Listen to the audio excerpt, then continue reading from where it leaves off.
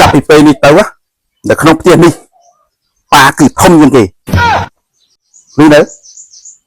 បានលិខិតអាចញ៉ាំមកពីណាចាំបាច់សួរលិខិតអនុញ្ញាតទៀតជាយើងត្រូវបោះឆ្នោតសិនបោះឆ្នោតទេបោះឆ្នោតក៏បានដែរឥឡូវការបោះឆ្នោតទាំងអស់នេះអ្នកណាលើកដៃបានច្រើនជាងគេអ្នកនឹងជាអ្នកឈ្នះឬនៅអ្នកណាចង់ឲ្យប៉ាធំជាងគេនៅក្នុងផ្ទះនេះសូមលើកដៃចុំម្នាក់ឯងចប់1 2ខ្ញុំម្នាក់ឯងធ្វើម៉េចឥឡូវអ្នកណាចង់ឲ្យកូនធំជាងប៉ាលើកដៃអញអូណូចាញ់បាត់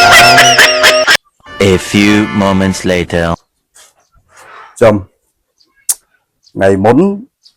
ឃើញកូនលួចទិញនំដាក់នៅក្នុងទូហ្នឹងឥឡូវអត់នៅទេ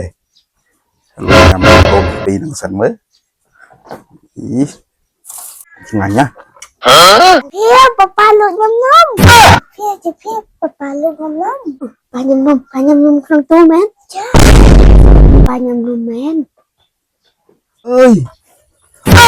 នំកូនស្រីឆ្ងាញ់ណាស់នំនេះកុំឲ្យកូនដឹងហ្នឹងបាក់ឡើយខំលួចញ៉ាំនំកូនមកប៉ានៅលើទូកក់ណាចុំលើទូទឹកកកមានកាមេរ៉ាទៀតឯណា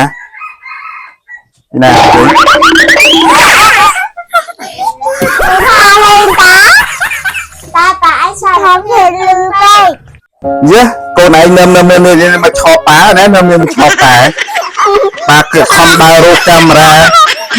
កូនឯងចិត្តខ្វាយមែនទែនកូនឯង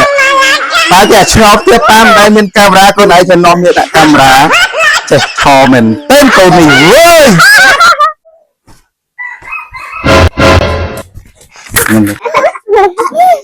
ទោះបើអញចាញ់ក៏បាច់នៅក្នុងខ្លាយទឹកខ្លាយភ្លើងដែរ